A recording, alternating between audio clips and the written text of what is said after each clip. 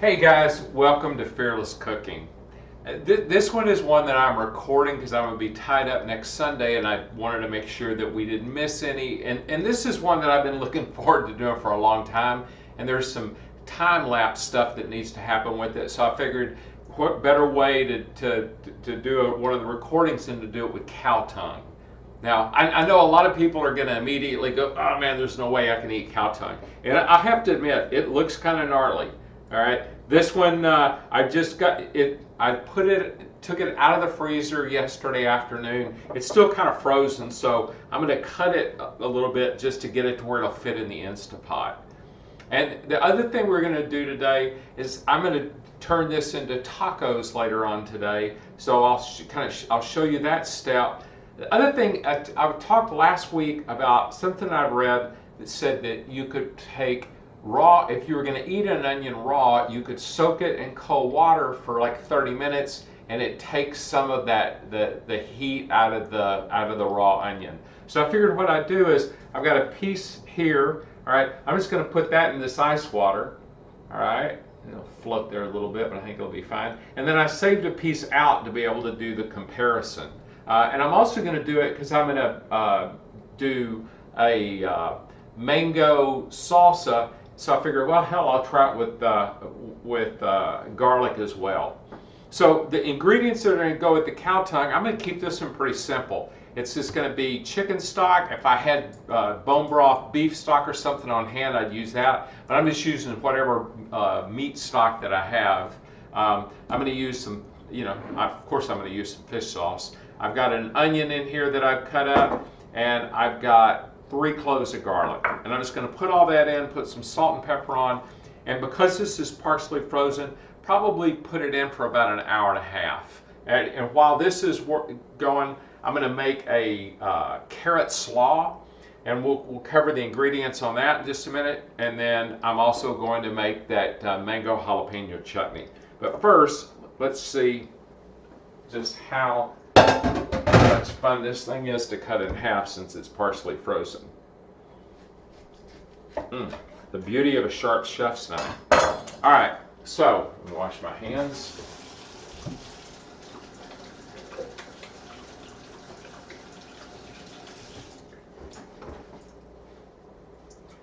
Let me check on something real quick. Perfect. Just want to make sure we're recording. All right, so we got yeah, I'll spare you the details. All right, so I'm not going to sear this because I'm going to sear it off when it's done.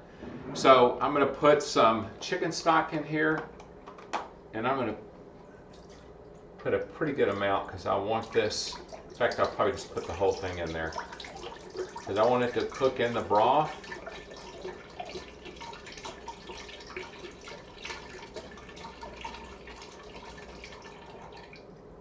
Go. But go ahead and put this in. Oh yeah, this will be good.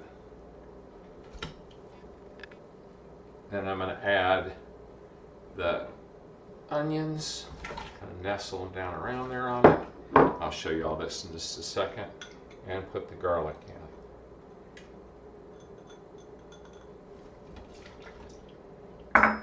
And then, of course, the fish sauce.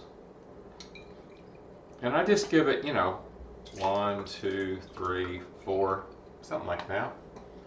All right. And then let's do some salt and pepper.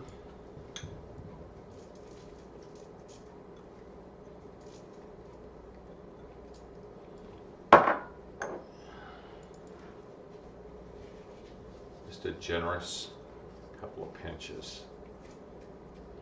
And then what I'll end up doing is that this broth is going to be infused with that beef flavor. So I'll end up saving that and probably use it to make as a base for a stock. All right, now then we'll put the lid on here.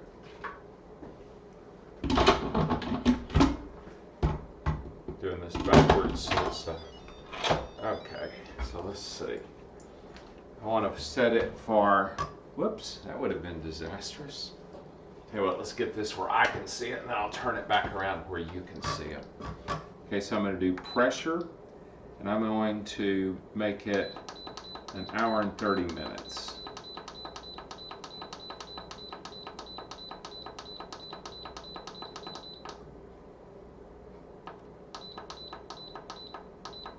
Perfect. All right, then I'm going to make sure that the vent valve is closed. That's all, that takes it all the way up.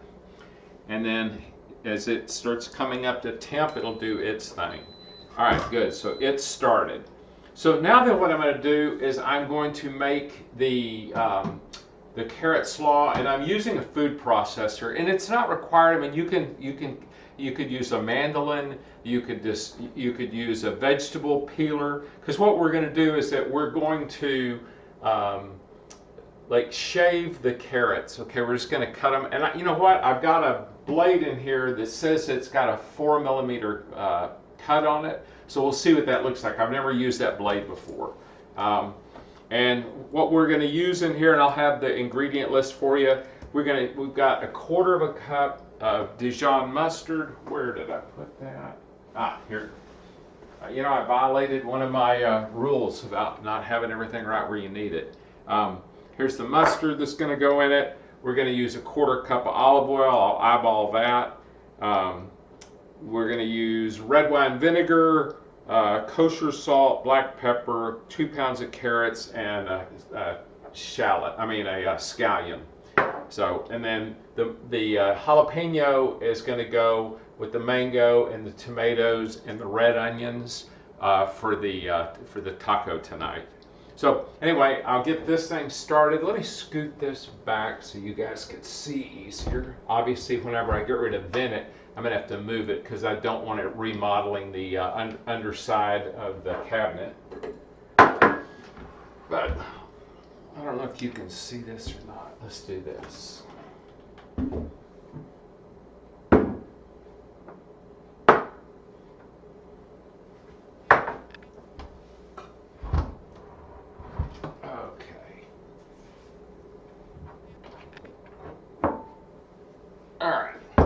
So we got the carrots out. Hopefully you can see those.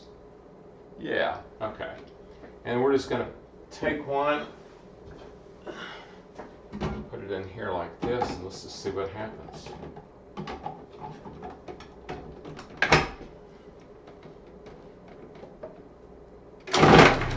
Oh, that didn't take long. But I can cut one in there. Let's see.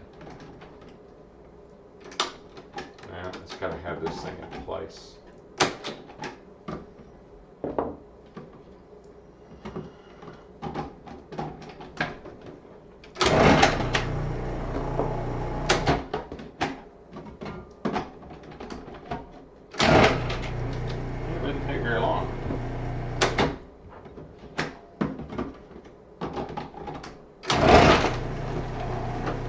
Except, you know what, this is making kind of like a plank, but I think we can work with that.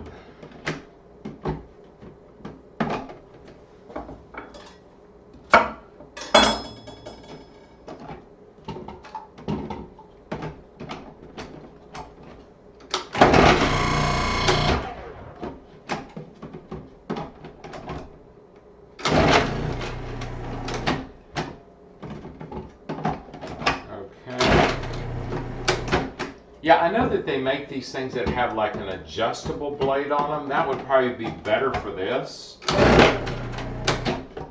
But, you know, I've got this thing. I like it for some things.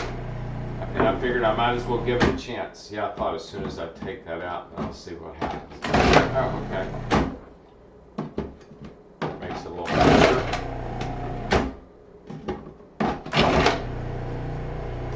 All right.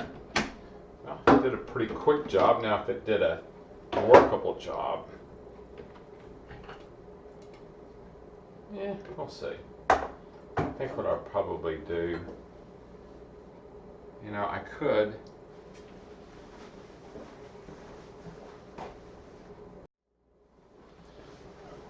okay, now we're back again. So what I decided was to me these are too thick, right?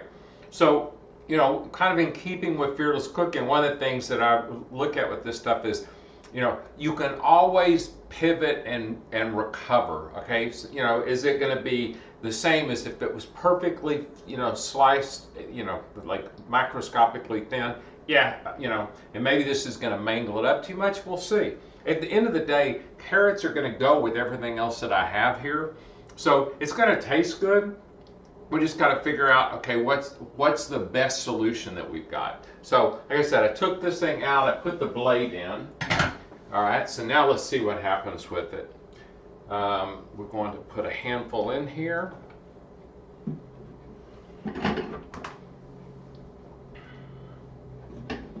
And then we'll just pulse it.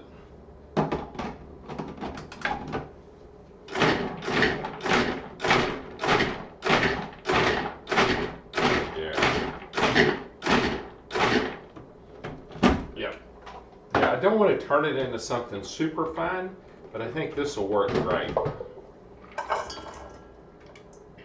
And like I've said before, be careful with these blades because they're serrated and they're sharp as hell, and they will certainly ruin a finger and an afternoon.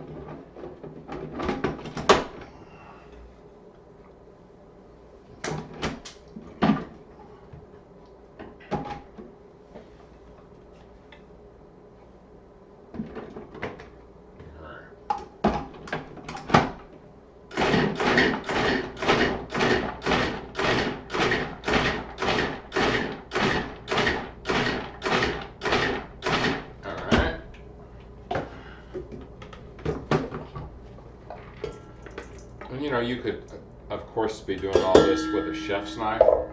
It's just, hey, if you're going to cut up that much, you're going to be at it for a while with a chef's knife. And, you know, I figured that the Cuisinart could use a little love. I use it for making fathead bagels. Is the main thing I use it for. I got to figure out some more uses for it, so we'll be experimenting.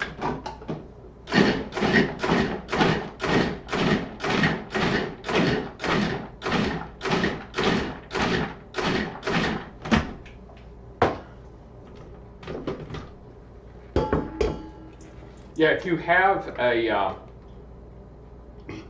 Cuisinart, what's your favorite use with it, or use for it? I haven't tried to do ground meat with it yet. I know you can. I'd be curious to see if anybody's tried that. All right, getting closer.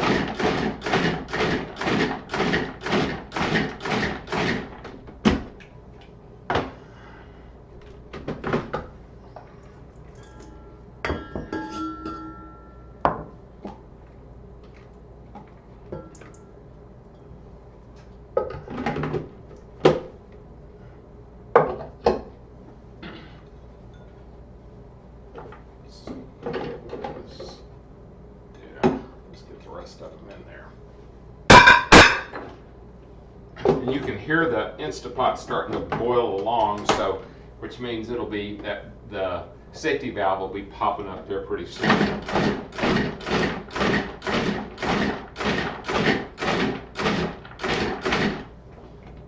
right, I got the rest of them here, and there'll be a few chunks in there for people that you know, want it a little more carrot forward.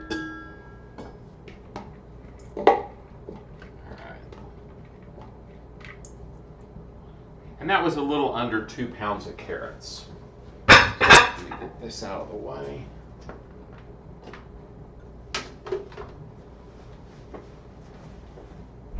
I guess I could have gone in the trash. All right. This also out of the way. I'm keeping that. I try to make a point of never putting knives in a sink, because somebody can just kind of absentmindedly stick their hand in the sink, and then, you know, you're missing part of a finger. I always like kind of have a spot the knives go. First thing I wash is get the knives washed. I never put them in a dishwasher, and I normally have like a drying mat over here that they go on. You know, just because it's like, you know, I look at, especially my chef's knife, like that's something I'm going to be using for kind of as long as I'm cooking. So the idea of you know, dinging that thing up, I just like, okay, I want to make sure I take good care of it. All right, and now this thing calls for a 1/4 cup of olive oil and a 1/4 cup of red wine vinegar. You know, kind of per usual, I'm just going to eyeball that because you're talking about equal parts. So let's do this. We're just going to put it in there and kind of take a look at it. All right, that's about a 1/4 cup. Put the scallions in. All right, and let's see. I'm just gonna.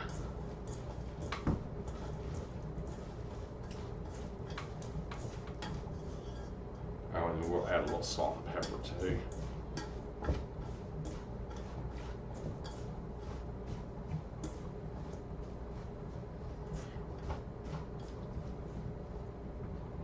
All right, hang on a second.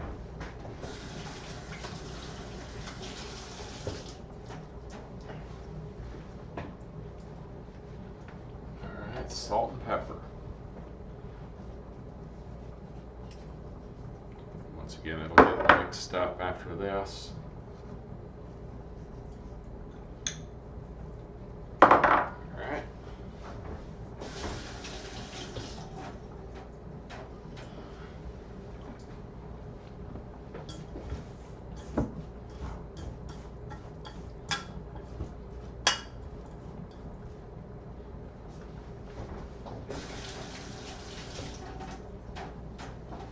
Now, let's see what it tastes like.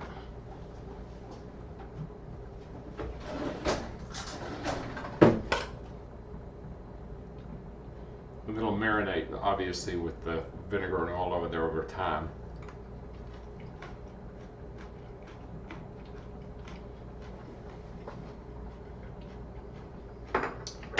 I like it. I think it needs something to kind of bring a little pop to it. So I am going to make sure I haven't missed anything. Nope. So this is excuse me, Kitchen's recipe. So I'm going to add a jalapeno to it because I think it just needs to get a little bit more zip. So here we go. Let me make sure this is round. All right. So all I'm going to do is just cut it in half. I'm going to use a spoon to get the seeds out and those veins, or not all of them, but at least the big ones.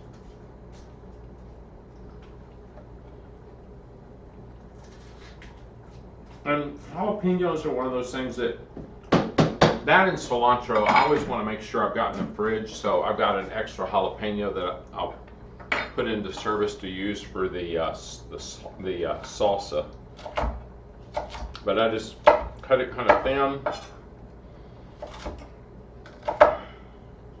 My knife is feeling like it's dragging just a little bit, so what I'm going to do, and I did this, you know, prior to us getting started today, but I always use, so you use a honing steel just to kind of add the edge back. You're not like sharpening it where you're removing material. You're just trying to get the blade line back up. Let's see if that makes this easier. Yeah. Could be a little sharper, but it'll work.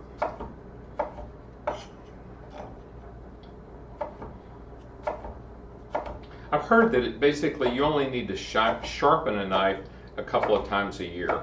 The rest of the time, every time before you use it, you should use a honing steel. And what it's doing is it's just aligning the blade, because it gets kind of nicked. It doesn't get, well, I guess it gets nicked, but it just kind of gets moved around a little bit. And cutting like hard stuff is one of the things that does that. And then even like scraping it on a scraping board or on a cutting board. So anyway, I've used the bench scraper there for that. Let's get a fresh one. Let's see if this does the trick.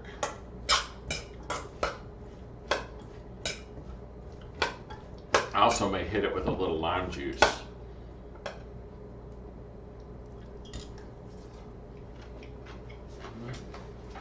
Yeah. Excuse me. That's better, but let's see.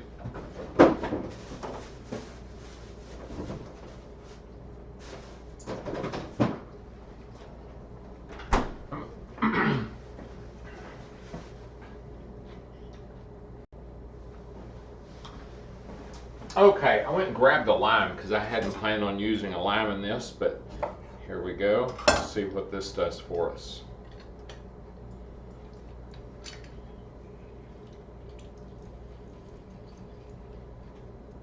I'll start to test it with just a half.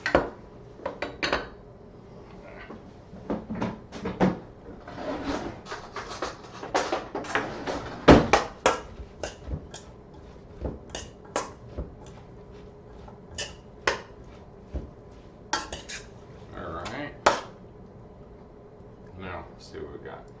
That's a big bite.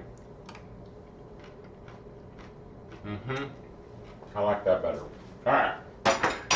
Great. So now we have the carrot slaw. So I'll make that adjustment to the recipe to add the jalapeno and the half a lime.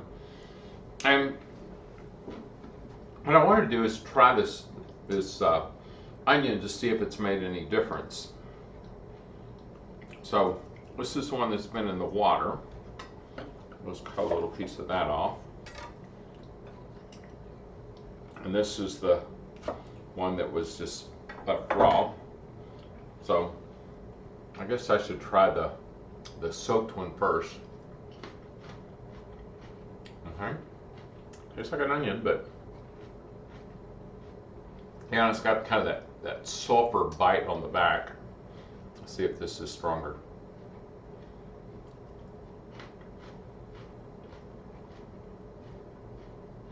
I mean, yeah, I guess maybe a little bit. I don't know that it makes a huge difference. Anyway, like I said, it was something I was just more curious about than anything else. So, all right. And, it may be, too, that it needs to be soaked longer to make the most difference. But for the chutney, I'm going to put it in here. And I'm just going to cut. What we'll do with this one, tell you what, I'm going to use about that much onion. Cut this little end off here. And then I'm just going to get these out of the way. All right.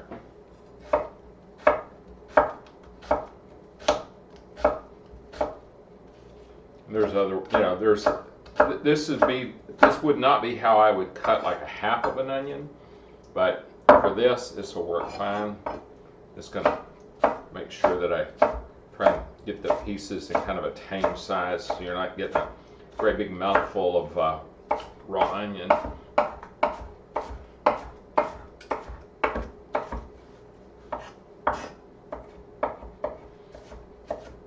The main thing with this is just keeping your fingers out of the way. So I'll use the claw or just do the pivot. All right, that should be good.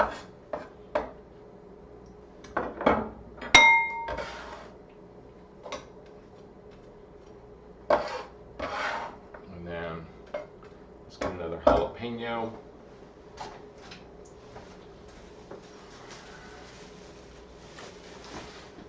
Yeah, every time I go to the grocery store, I just buy a handful of jalapenos because I know I'm going to use them, typically within the week. And when you take the seeds out of them, you really take a lot of the bite out of them. It's the seeds and it's those ribs that are inside. So, I find with so much of the stuff that I cook, they just go well with it. Lime juice, coconut milk, jalapenos, fish sauce, those things all just play together. Garlic. All right, here we go. Yeah, I still probably need this. Let's see if I can make a difference with this thing. Let me dry my hand because wet hands and sharp knives are not a great combination. All right.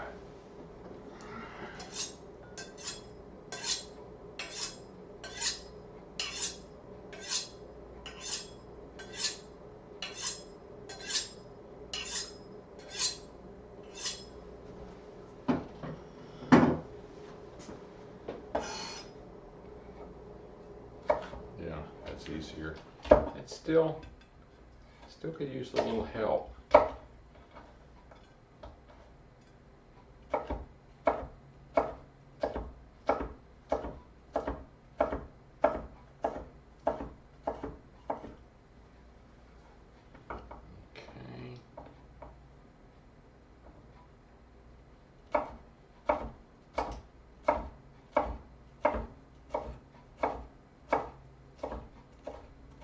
All right, got that.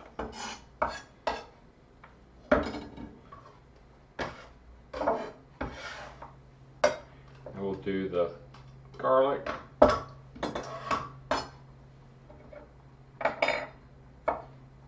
the little end off.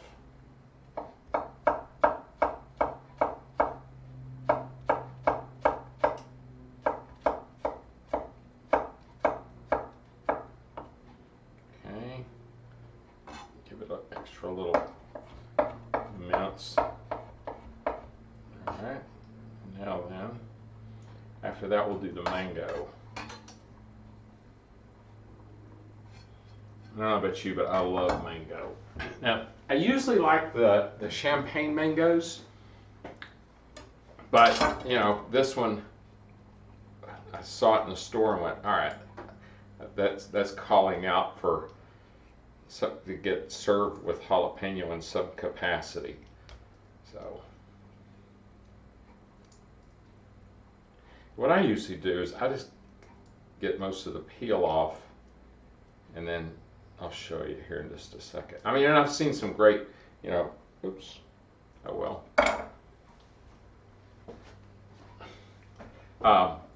Where they use the edge of a glass to cut the seed out. Most of the time, I just cut the fruit off of the seed. So,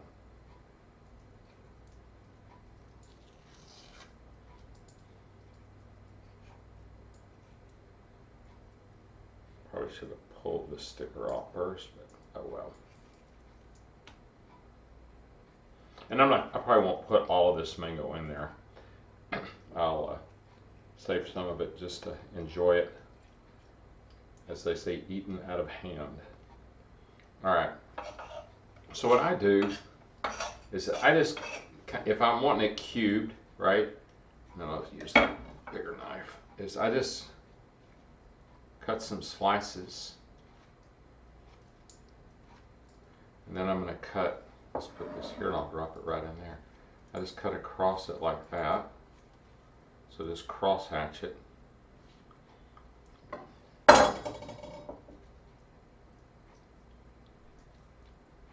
You can cut it off too, but I figured I'd just let it fall right in there.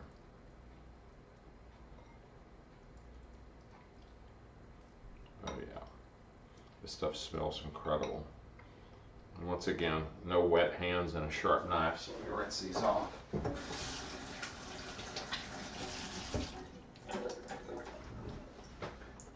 Alright, let's see what this looks like.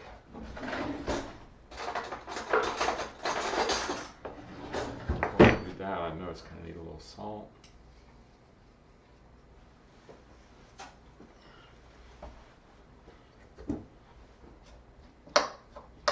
Oh yeah. And then I'll add guacamole whenever before I serve it tonight. And I think I'm going to hit this with some lime juice. Oh, and of course cilantro. Tell you what, I'm going to use a little bit bigger bowl. Let's see if I've got one up here. Yep. Okay. There you go.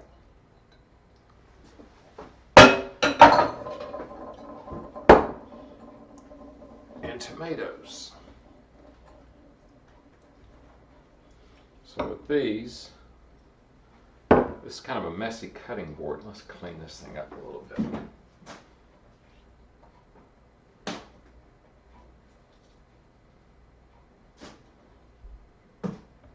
Alright, we'll use this as a perfect.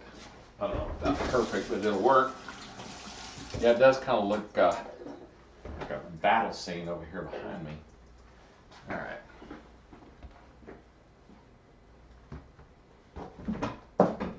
Here we go.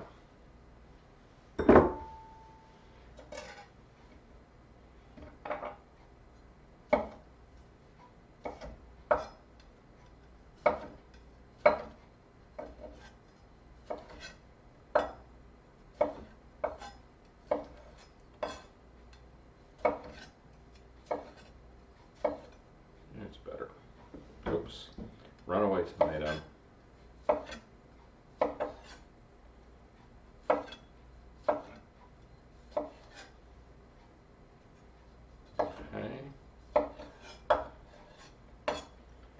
There we go.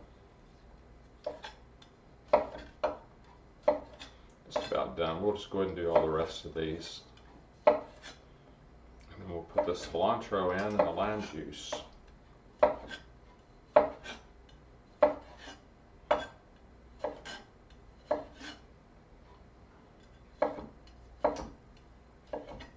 This is why I do all the prep ahead of time, because it's like, you know, for me, prep is one of those things that I don't mind doing it. And what I realize is I'm not a very communicative host while I'm doing it, because it's like I kind of get lost in it.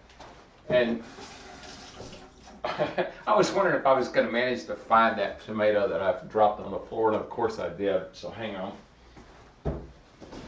I feel like the next kitchen I get, I need to have a floor drain built into it so I can just hose it down whenever I'm done. All right, now we'll add some cilantro. I always try and get rid of the big stems. And then we'll just do a rough chop. But yeah, it's like, you know, a lot of people I think hate to cook, but one of the things that I've seen with it is that, you know, for me especially, it's why I like to do the prep ahead of time, because it's just kind of this, all right, hey, there's you know, there's whole tomatoes, now I need to cut them into pieces, and you just kind of can get lost in it, you know, as opposed to it being like this chore that I loathe. I don't mind it. You know, I wish everything that I did was like that, but you know, chopping vegetables is something I enjoy doing. All right. Now the lime. And we'll taste it after that and see where we are. Oh yeah. The other thing I like with this is it brings all these flavors, but it also, once again, it's that visual piece of a meal. So here's what it looks like. Now, that lime will kind of soak in there over time. Wow.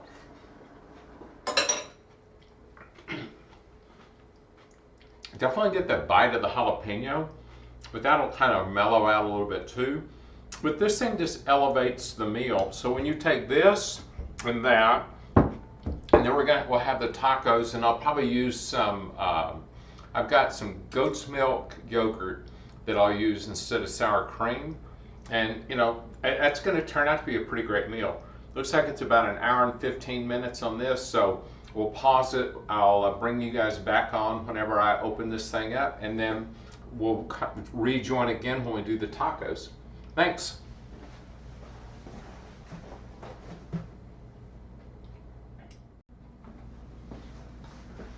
Okay, so this is the cow tongue. All I did is I let this, you know, this went an hour and a half. I let it like kind of naturally come down to pressure. After about 10 minutes, I went ahead and did a quick release on it. And here's what the thing looks like. Now, what we're going to do at this stage, and it's going to be pretty hot, but I think, yeah, So this outer layer just peels off, okay? So the thing that kind of identifies this thing is, hey, that's that rough texture, that's the tongue. All you want to do, and it's super hot, so kind of be careful with it. You can let it wait a little bit longer. All right, that's that piece. And then there's some back here on this other side. I'm just pulling this off now. I'm going to let this cool, and then I will, we will rejoin in progress. I'll shred some of it, when I start recording again, and we will make the tacos. As I use an unsprouted. Let's see, what are they?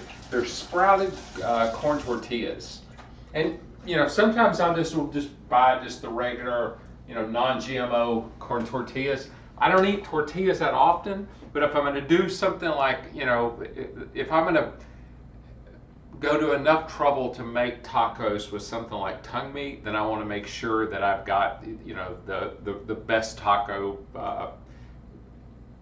I want to build the best taco I can. So anyway, we'll rejoin in progress, and we'll shred this thing so it doesn't look quite like it just came out of a cow's mouth. See you in a minute.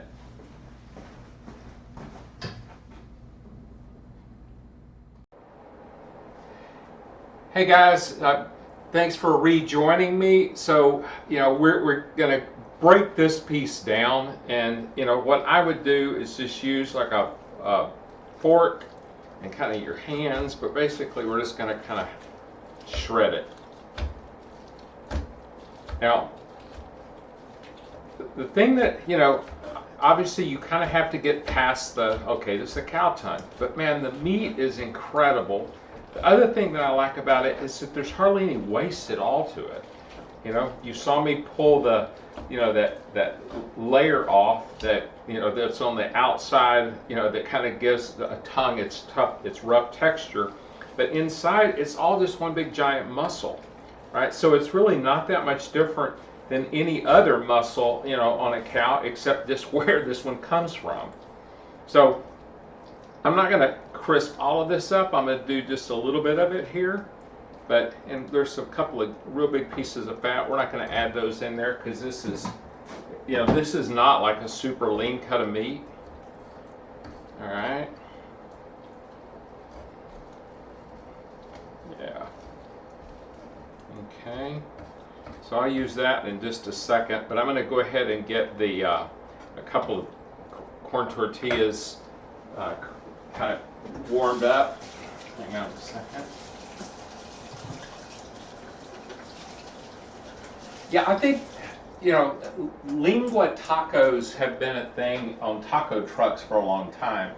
But, I think you can, however creative you want to be with kind of what all you can do with this, I just think it's a cut of meat that has not been part of, kind of the conversation, sorry for the pun. But the thing what happened years ago was that fajita meat was something that wasn't prized, except it was something that had been a staple in the Hispanic community for years and years.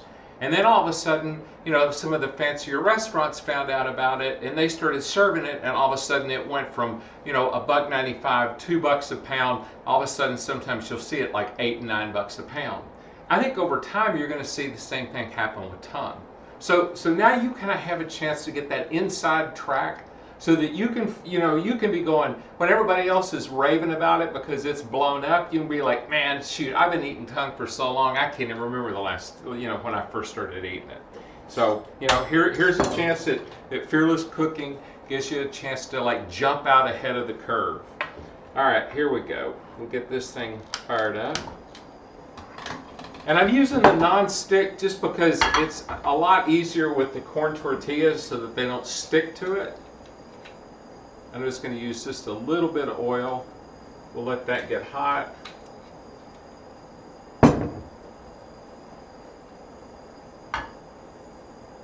I got the avocado already cut because I was curious if I had, managed to select one because I normally buy them when they're green and I let them ripen here.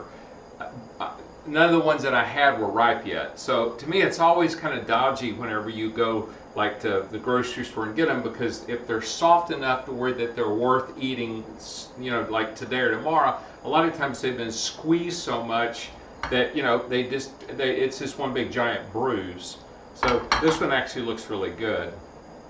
All right, we'll do this one.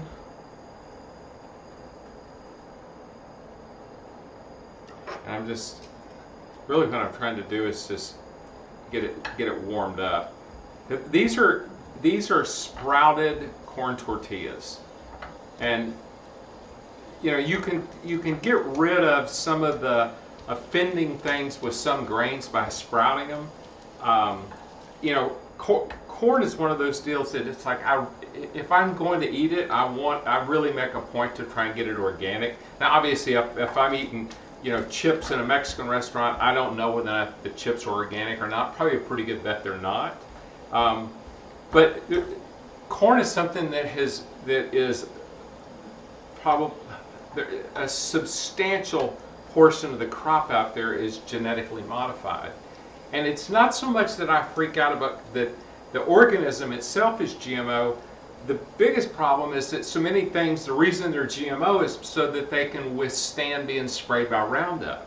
So I just, I'm sure that the folks at Bayer or Monsanto would tell you, oh, you don't have to worry about it if, it's below the levels that are toxic. But, I don't think that there is a level that I'm comfortable eating. I know that stuff shows up in all kinds of stuff. I just want to see if I can, do my best to kind of limit my exposure to it. So, if I get organic corn tortillas, maybe that helps a little bit.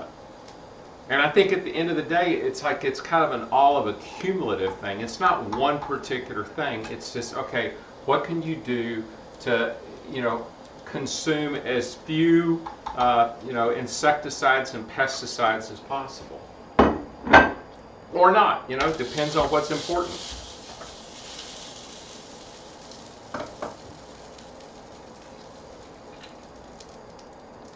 Add just a little bit more. Let's get a little smoky.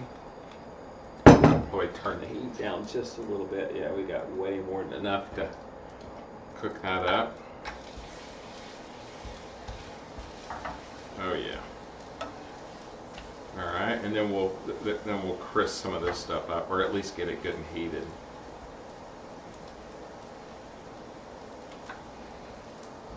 Okay. Yeah, I'm recording this on Monday, so hopefully the East Coast is spared from the hurricane.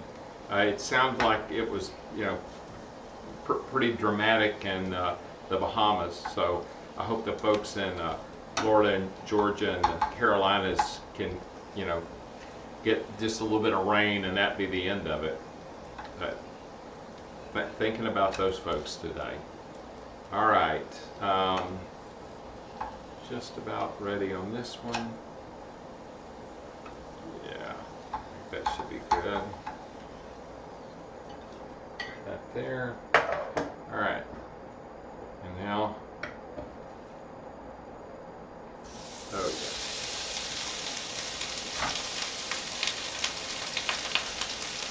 That sounds wonderful.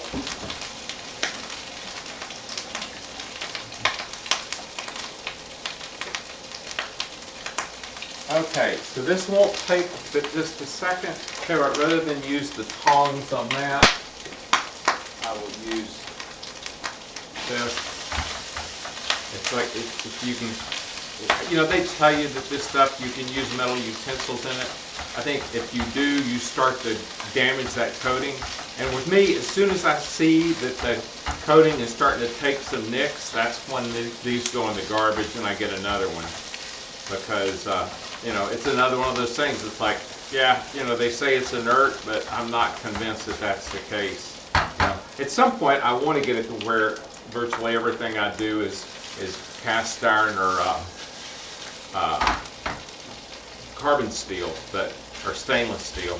One of those three, but they're convenient, and so that's it's not a great excuse. This is my excuse. So what are you trying to do with the meat right now? Just crisp it up? Yeah, just get a little bit of color on it. You know, get it heated through. Yeah, because a lot of times I'll put this on the grill or the egg, but I was like looking at it today, going, you know, for what we're going to use it for, which is, you know, tacos. You don't need to even add that step to it. And we got some good color on this, so I think we're good. So we'll turn this thing off. And let's build a taco. All right, now I'll use the tongs. Oh, let's see if I can find some pieces that are not attached. Oh yeah, it's looking great. And then we'll put some. I think I'll put the goat cheese on next and let it melt. Alright.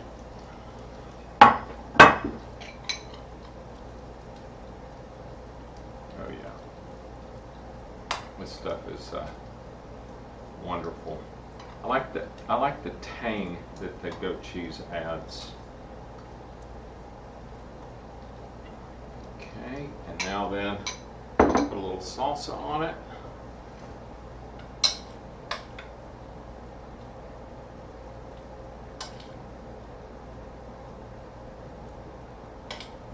There we go. And then we'll add a little carrot salad. Man, that's a serious looking plate there. But avocado as well? Oh yeah, I'm going to add the avocado on the top. There we go. What I do on these is let's go ahead and peel avocado and then just cut it off the seed.